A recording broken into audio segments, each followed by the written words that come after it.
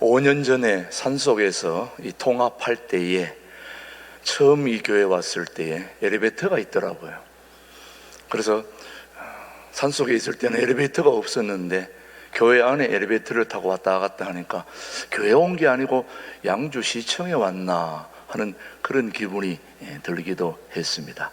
여러 나라들을 상대로 엘리베이터 성능 시험을 했는데, 먼저 미국 나라를 상대로 엘리베이터 시험을 해봤는데 어떻게 했냐면은 몸무게가 비슷한 사람 10명을 태우고 30초간 얼마나 올라가는지 그 성능 테스트를 했는데, 미국 사람들을 상대로 30초간 실제했는데 50층까지 올라갔습니다. 많이 올라간 거죠. 그 다음에 한국에서 만든 엘리베이터에는 또 역시 30초간 10명을 태우고 했는데 30초 만에 80층을 올라갔습니다. 많이 올라갔죠, 여러분요. 그 다음에 중국을 상대로 30초간 했는데 이 엘리베이터에 10명을 태우고 30초간 몇 층을 올라갔을까요? 30층을 올라가다가 추락했습니다.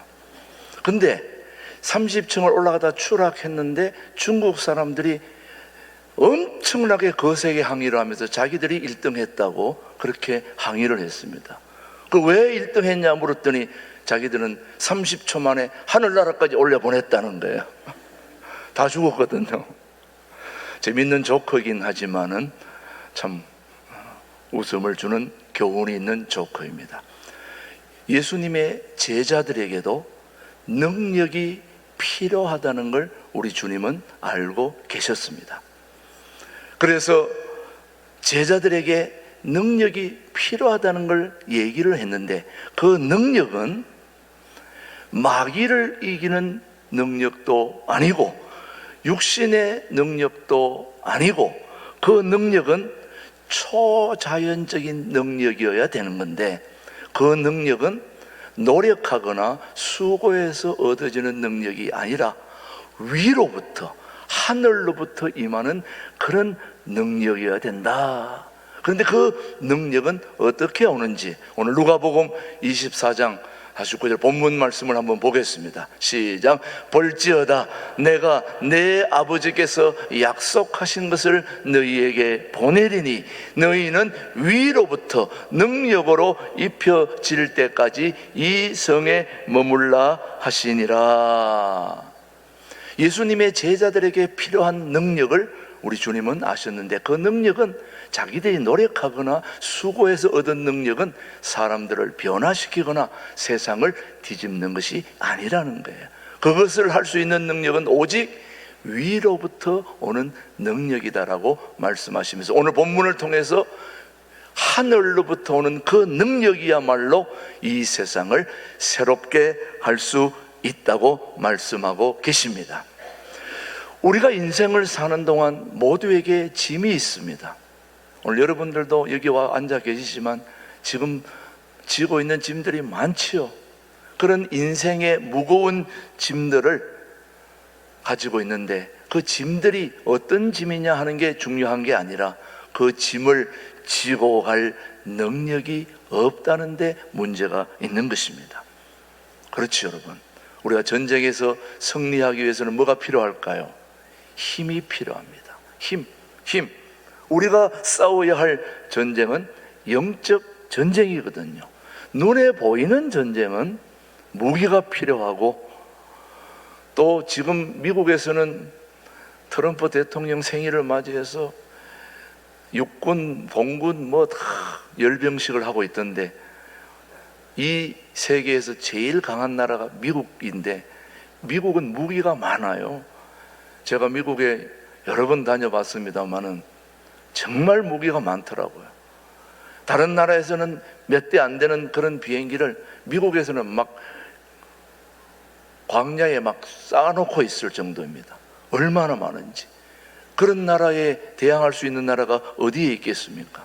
이 세상의 전쟁은 눈에 보이는 무기나 눈에 보이는 그런 장비들로 전쟁의 판가름을 할 수 있겠지만, 영적 전쟁은 그렇지가 않습니다.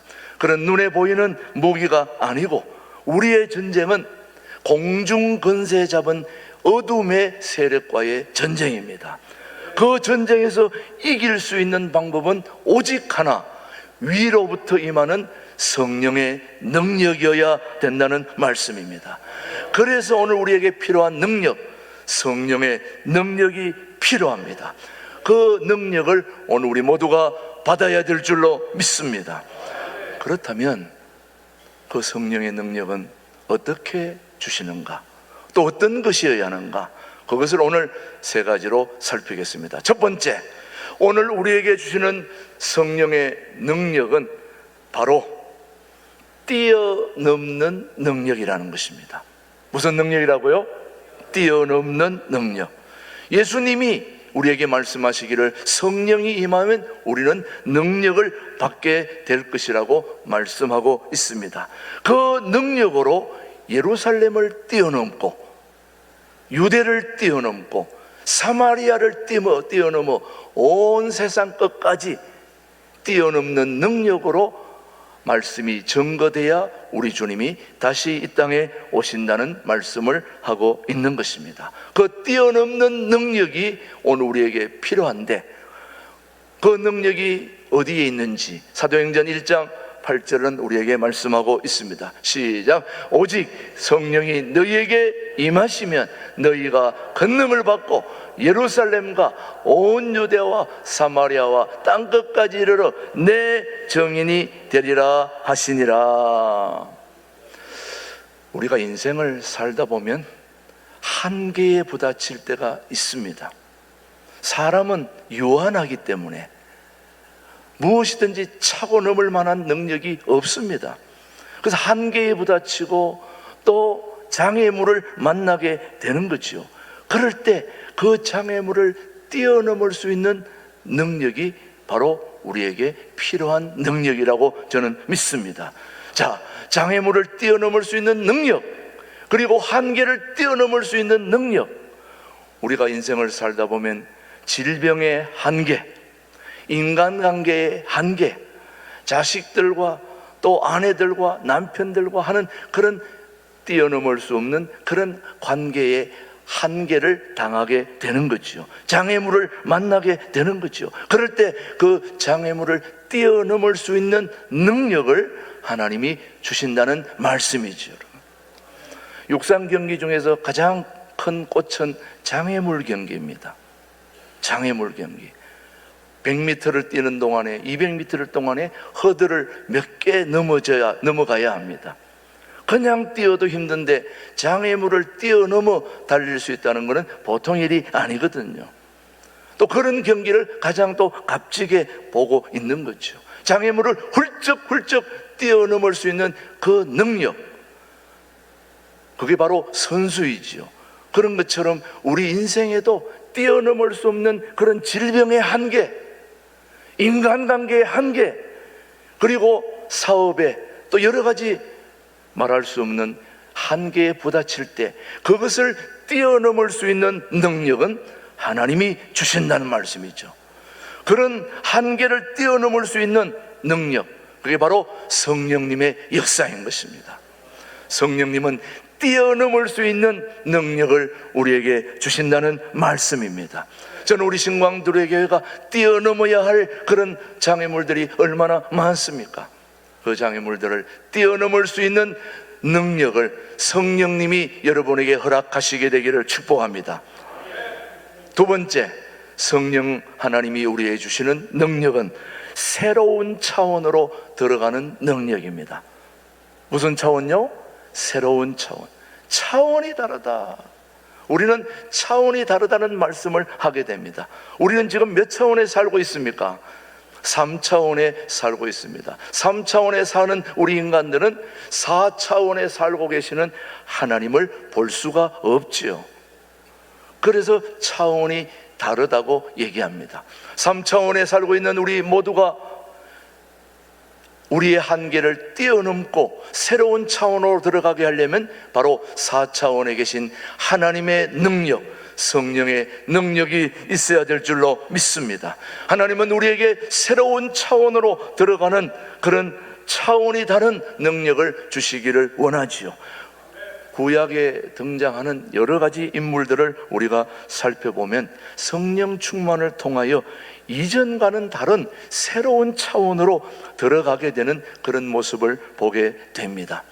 여러분, 사람이 한평생 살다가 저 사람은 차원이 다르네 우리하고 그런 얘기를 들으려면 성령의 능력이 아니고서는 들을 수 없는 이야기들입니다. 자, 한번 우리가 구약 성경에 나오는 인물들, 성경에 나오는 모든 인물들의 면면을 살펴보면 모두가 다 성령의 능력으로 차원이 다른 삶을 살아왔던 삶의 이야기들을 우리에게 보여주고 있는데, 첫 번째, 요셉이 성령의 충만을 받았을 때에 그는 어떤 사람이 되었는가? 감옥에서 일약 총리로 올라가는 그런 역사가 있었습니다. 어떻게 제수가 한 나라의 총리로 갈 수 있었겠습니까? 그리고 만국 백성의 생명을 구원하는 그런 소중한 역할을 어떻게 할 수 있었습니까? 그거는 바로 차원이 다르게 역사해 주시는 하나님의, 성령 하나님의 능력을 힘입어야 된다는 말씀이죠. 창세기 41장 한번 볼까요? 시작. 하나님의 영에 감동된 사람을 우리가 어찌 찾을 수 있으리요 하고 요셉에게 이르되, 하나님이 이 모든 것을 내게 보이셨으니 너와 같이 명철하고 지혜 있는 자가 없도다. 감옥에서 일약 국무총리로 차원이 다른 삶으로 뛰어넘고 올라갈 수 있는 그 능력은 성령 하나님에 감동되지 않고는, 성령 하나님의 도와주지 않고는 그런 일이 있을 수 없다는 말씀이죠. 저는 우리 신광두리교회 교우들도 그런 하나님의, 성령 하나님의 도우심으로 차원이 다른 삶을 살게 되기를 축복합니다. 모세가 호렙산 떨기나무 불꽃 가운데서 성령 충만을 받았을 때에 그는 새로운 차원의 삶을 살게 되었는데, 여러분 아시다시피 모세는 장인 이드로의 양을 치는 하나의 목동에서 일약 민족을 구원하는 지도자로 올라가게 됩니다. 어떻게 그런 삶을 살 수 있었습니까? 차원이 다른 성령 하나님의 도우심이었습니다. 여호수아가 성령의 충만을 받았을 때에 여호수아는 모세의 시종이었습니다.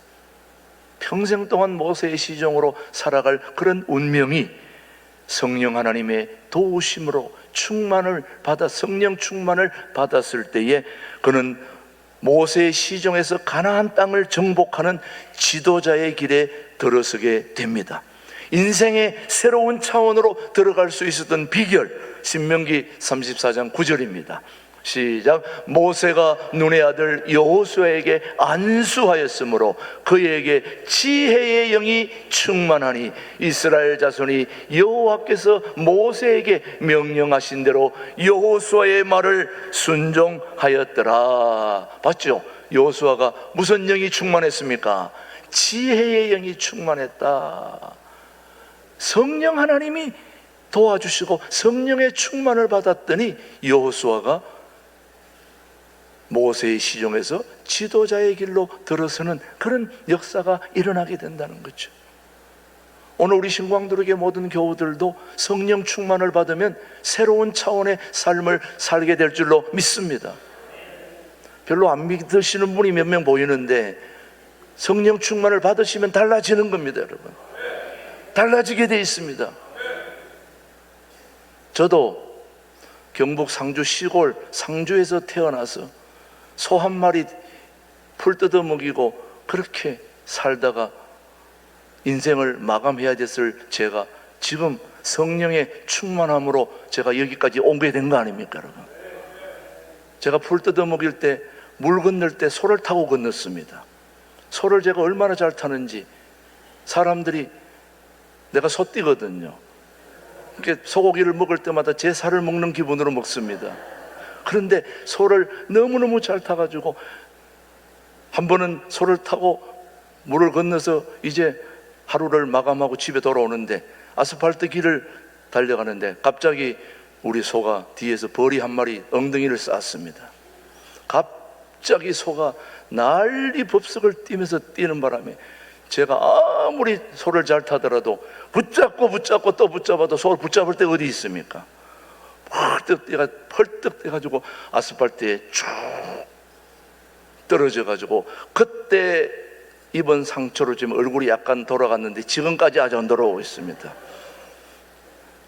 그런 제가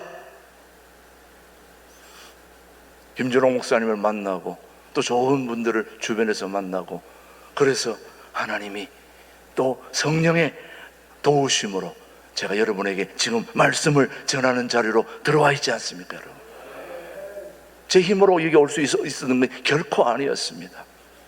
하나님의 도우심이었습니다. 제가 김준호 목사님 해외 집회 다닐 때에 제가 김포공항, 그럴 때는 인천공항도 아니었습니다. 김포공항에 다니면서 하늘을 바라보면서 비행기 뜰 때마다 저는 제주도라도 한번 가면 소원이 없겠습니다. 저는 그때까지 비행기를 한 번도 타본 적이 없습니다. 공중에 올라가는 게 저한테는 가능하지 않았습니다. 그래서 비행기 언제 한번 타볼까? 그래서 목사님 모시고 김포공항에 갈 때 또 돌아올 때 저는 언제 한번 비행기 타봅니까? 제주도라도 가면 소원이 없겠습니다.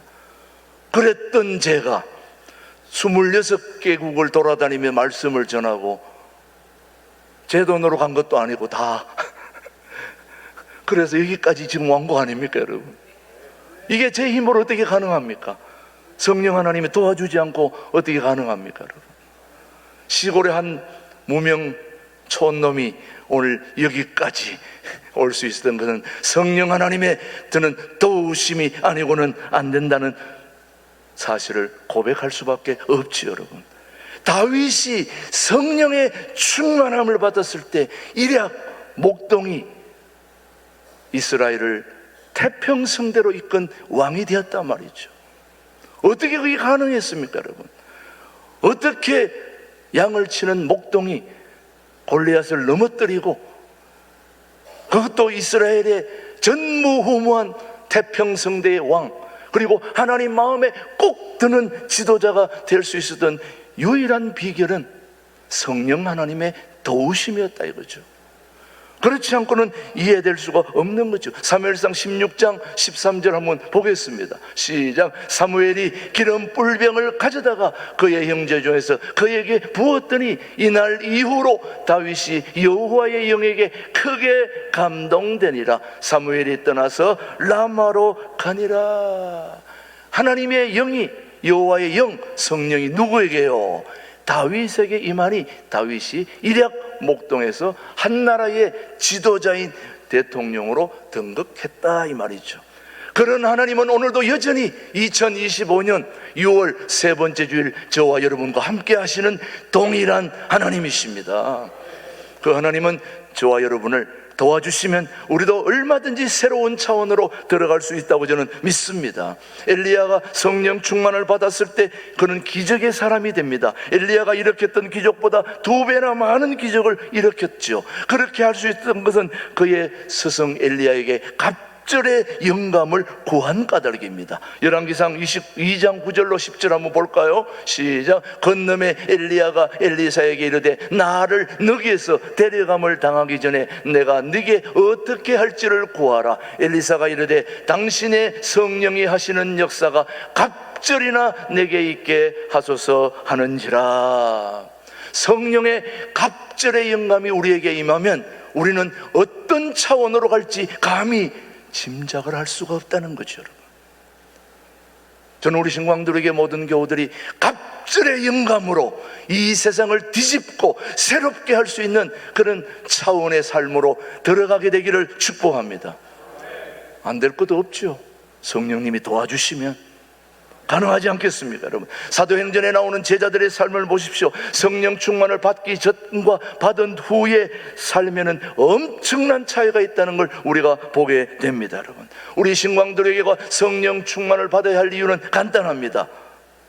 통일한 국을 준비해야 되기 때문에, 그리고 그들을 주님 앞으로 인도해야 되기 때문에, 그리고 유라시아를 넘어서 온 세상 사람들에게 말씀을 전해야 할 필요를 우리는 가지고 있기 때문에 성령 충만을 받아야 될 줄로 믿습니다. 우리의 힘 가지고는 결코 한 단계 더 뛰어넘을 수도 없고 다른 차원의 삶을 살 수도 없는 이유는 성령님이 도와주지 아니하시면, 성령님이 이끌어주지 않으시면, 위로부터 임하는 성령의 충만이 없고서야 우리는 결코 다른 차원의 삶을 살 수가 없다는 거지, 여러분.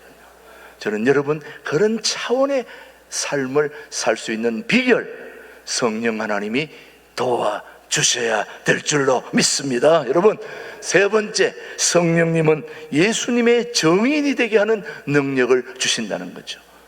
능력 중에 능력은 성령님의 증인이 되는 거죠. 예수님은 제자들에게 성령님이 오시면 권능을 받고 땅 끝까지 이르러 뭐라고 말합니까? 예수님의 증인이 될 것이라고 말씀하고 있죠. 여러분, 신앙인들은, 그리스도인들은 예수님을 증거하는 사람들입니다.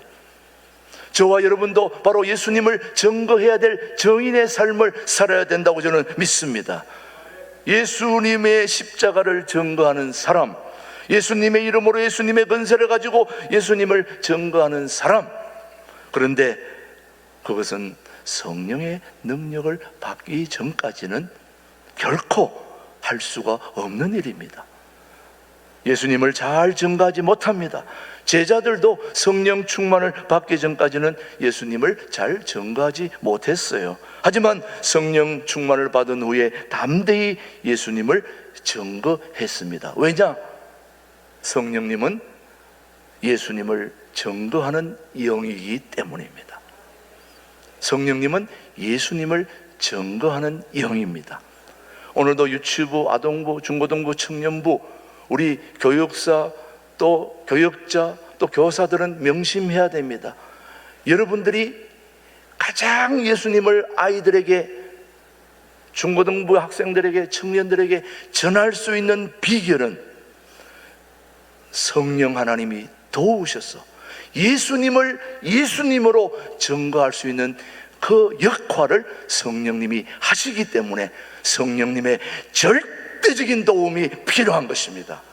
그 성령의 능력이 우리 교회학교 교사들과 또 교역자들에게 함께 할 수 있게 되기를 축복합니다. 요한복음 15장 26절입니다. 시작. 내가 아버지께로부터 너희에게 보낼 보혜사, 곧 아버지께로부터 나오시는 진리의 성령이 오실 때, 진리의 성령이 오시면 뭐 한다는 겁니까? 나를 증언할 것이요, 증언할 것이요. 저는 우리 교우들의 삶이 어떨 때 가장 보람이 있을까 생각을 해봅니다. 우리 신광두레 교회 여러분들은 어떤 때 가장 영광스러운 삶이 될 수 있을까요? 생각해 보신 적이 있으신가요? 오늘 일부 예배에 나오시느라고 이른 아침부터 준비해가 나오시느라고 얼마나 애를 쓰셨습니까? 11시 예배는 뭐 넉넉하니까 그렇게 애 안 써도 다 나오실 분들인데, 오전 9시 예배는 자기의 노력과 또 수고와 애씀이 없이는 결코 나올 수 없는 시간이 9시라는 걸 제가 알고 있기 때문에 9시 예배 나온 분들은 정말 선물 하나씩 꼭 드리고 싶어요. 가능하면 자동차 한 대씩 막 이렇게 주고 싶은 마음이 간절합니다만은, 왜냐? 일부 예배 나오는 거 참 힘들거든요. 그런데 오늘 저와 여러분이 멋진 인생을 살 수 있는 그런 때가 언제일까, 여러분? 바로 먼 훗날을 생각하고 또 지금을 생각하고 또 영적인 영혼의 시각에 벗어 볼 때 우리의 가장 멋진 삶은 바로 예수님을 증거하는 삶입니다, 여러분. 예수님을 증거함으로 사람들에게 영생을 얻도록 도와주는 것보다 더 좋은 일이 어디에 있을까요, 여러분? 천국에 가도록 도와주는 그 삶이야말로 최고의 삶이 아니겠습니까, 여러분? 죄에서 구원받도록 도와주는 그 삶이야말로 저는 최고라고 생각합니다. 그런 삶을 우리가 살아야 되지 않겠습니까? 정말 믿음이 좋은 사람들은 다 그런 삶을 살아온 사람들입니다. 저는 우리 신광두레교회가 이렇게 좋은 교회를 하나님께서 세워주신 이유는 단 한 가지라고 생각합니다. 이 땅에 수많은 사람들을 예수님을 알 수 있도록 도와주는 것, 천국 가도록 도와주는 것, 죄를 해결할 수 있는 방법을 도와주는 것, 이것이 우리의 사명이라고 믿습니다. 그러려면 저와 여러분들이 잘 되어야 됩니다. 성령의 도우심으로 여러분의 개인적인 삶이 복되고 사업이 잘 되고 하나님이 도와주심으로 잘 돼야 되는 겁니다. 그래서 우리 대한민국에서 가장 교회다운 교회로 우뚝 서야 그 역할을 감당하게 될 줄로 믿습니다. 그런 교회를 위해서 하나님께서 오늘도 우리에게 뛰어넘는 은혜와 능력을 주시고 차원이 다른 삶으로 우리를 이끌어 주시고 또 예수님을 증거하는, 예수님을 알 수 있도록 도와주는 그런 일에 우리 신광두레교 교우들이 눈꼽만큼이라도 쓰임받을 수 있다면 우리는 감사하지 않겠습니까? 그런 삶을 살게 되기를 주님의 이름으로 축복합니다. 하나님 아버지 감사합니다. 우리 신광두레교는 모일 때마다 성령 충만을 기도하게 하시고 성령을 사모하고 기다리는 우리들에게 성령 충만을 허락하시사 뛰어넘는 능력과 새로운 차원으로 들어가는 능력을 주시옵소서. 그 능력으로 예수님을 증거하는 그런 멋진 삶을 살아가는 우리 신광두레교회 모든 교우들에게 주여 인도하여 주시옵기를 예수님의 이름으로 기도드립니다. 아멘.